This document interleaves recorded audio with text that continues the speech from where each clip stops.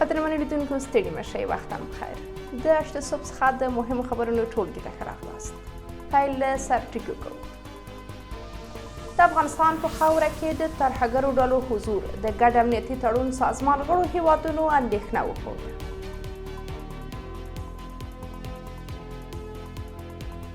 د افغانستان روان وضعیت ته اندېښنې د ملګرو ملتونو امنیت شورا د هیواد په تړاو غونډه جوړوي.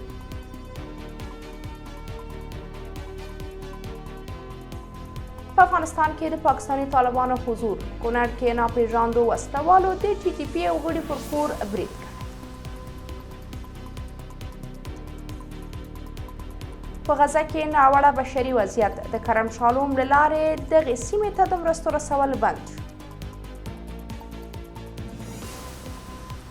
او زيلنسکي د اوکراین د بقا لپاره د ناټو غړیتوب اړین دی.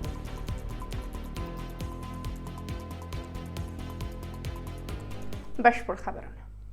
د ګډ امنیتي تړون سازمان د غړو هیوادونو د بهرنیو چارو وزیرانو په افغانستان کې د ترهګرو ډلو د فعالیتونو او امنیتي ګواښونو په تړاو اندېښنه ښودلې ده.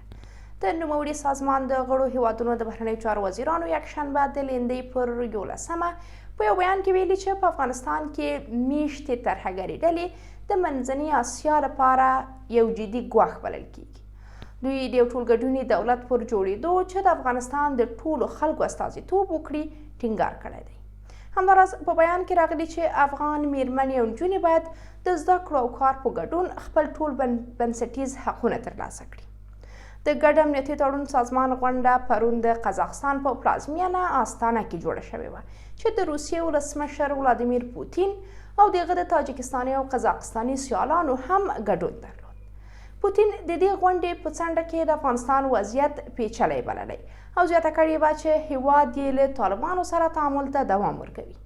دا په داسې حال کې ده چې پر افغانستان د طالبانو له واکمنېدو وروسته له افغانستانه امنیتي ګواښونه د وسلو او نشه یي توکو قاچاق د منځنۍ اسیا هیوادونو جدي اندېښنې راپارولي دي.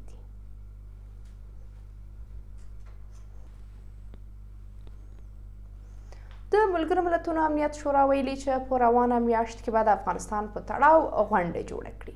نوموړي سازمان د دوشنبې ورځ په یو خپاره کړي بیان کې د دې غونډې د جوړېدو خبر ورکړی، خو د کره نیټې په تړاو یې جزئیات نه دي وړاندې کړي. په بیان کې راغلي چې په دې غونډه کې به د افغانستان لپاره د ملګرو ملتونو ځانګړي استازی او د یوناما مشره روزا اوتنبایوا، د افغانستان د بندیزونو کمیټې مشر په توګه د اوکادور سفیر اندریس مونتالو سوسا او د بشري مرستو د همغږي کوونکي دفتر یا اوچا یو چارواکی وینا وکړي. دغه سازمان همداراز ټینګار کړی چې په دې غونډه کې به د افغانستان د مدني ټولنې یو استازی هم ګډون ولري. د ملګرو ملتونو د امنیت شورا په وینا له رسمي غونډې وروسته به خبرې د بندو دروازو شاته وشي. که څه هم تر اوسه د دې غونډې اجنډا نه ده څرګنده، خو په افغانستان کې د ملګرو ملتونو بېلابېلو بنسټونو د طالبانو لخوا د بشري ناورین د ناوړه کېدو او له بشري حقونو څخه د سرغړونې خبرداری ورکړی دی.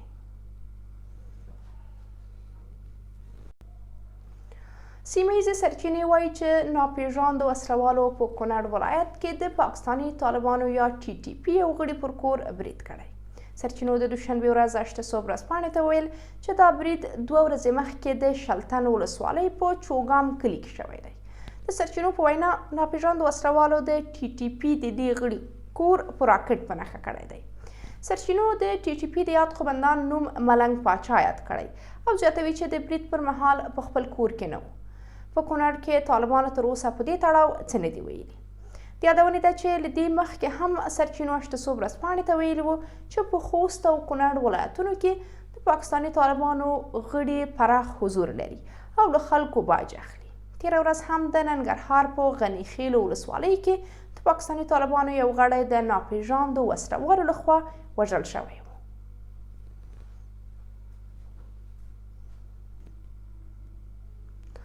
د ملګرو ملتونو د فلسطیني کډوالو اژانس وایي چې غزې ته یې د کرم شالوم له لارې د وسلوالو ډلو د ګواښونو او لوټلو له امله د مرستو رسول بند کړي دي.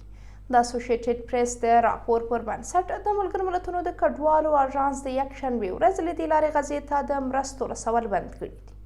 د فلسطین د کډوالو لپاره د ملګرو ملتونو عالی کمیشنر فیلیپ لازاریني ویلي چې په غزه کې د کرم شالوم پر لارې تیریدل ډیر خطر له ځانه سره لري. د دې مخکې له غزې سره د ملګرو ملتونو ډیرې مرستې د کرم شالوم له لارې چې د اسرائیل او غزې ترمنځ موقعیت لري ترسره کېدې. د راپور پر بنسټ تېره میاشت غزې ته د ملګرو ملتونو د مرستو 2/3 برخه له همدې لارې لیږدول شوي وو. له دې لارې مرستې په داسې حال کې بندي شوي چې غزه په بشپړه توګه د اسرائیلي ځواکونو لخوا کلابنده ده او په سلګونو زره فلسطینیان د سختو جګړو له امله په لنډمهاله کمپونو کې ژوند کوي. د اوکراین ولسمشر ولادیمیر زیلنسکي ویلي چې په ناټو کې د دغه هیواد د ګډون بلنه د اوکراین د بقا لپاره اړینه ده. د RFI په وینا زیلنسکي دا څرګندونې د یکشنبې ورځ په کیف کې د اروپایي ټولنې له مشرانو سره په لیدنه کې کړې دي. زیلنسکي یادونه کړې چې هیواد یې باید له روسیې سره د هر ډول خبرو اترو د مخه په قوي دریځ کې وي. نوموړي ویلي چې هیواد یې باید له ناټو سره د یوځای کېدو لپاره اغیزمن ګامونه پورته کړي او د ځان د دفاع لپاره اوږد واټن ویشتونکي وسلې ولري. زیلنسکي ټینګار کړی چې اروپایي ټولنه او ناټو باید د اوکراین په هر ډول مذاکراتو کې حضور ولري. ورته مهال د اروپایي شورا مشر انتونیو کاستا ژمنه کړې چې اروپایي ټولنه به له اوکراین سره خپل متقابل ملاتړ ته دوام ورکړي. بلخوا د روسیې ولسمشر ولادیمیر پوتین ګواښ کړی چې روانه اونۍ به په کیف کې پر دولتي ودانیو د نوي اورشنیک توغندیو برید وکړي. یادونه ده چې په سپینه ماڼۍ کې د جو بایډن د وروستیو ورځو پر مهال په اوکراین کې کړکېچ ډیر شوی دی. دا په داسې حال کې ده چې د امریکا منتخب ولسمشر ډونالډ ټرمپ د خپلو ټاکنیزو کمپاینونو پر مهال ژمنه کړې وه څو د اوکراین جګړه به پای ته رسوي. درنو قدرمنو لیدونکو، دا زموږ د دې مهال مهم خبرونه له ملتیا مو نړۍ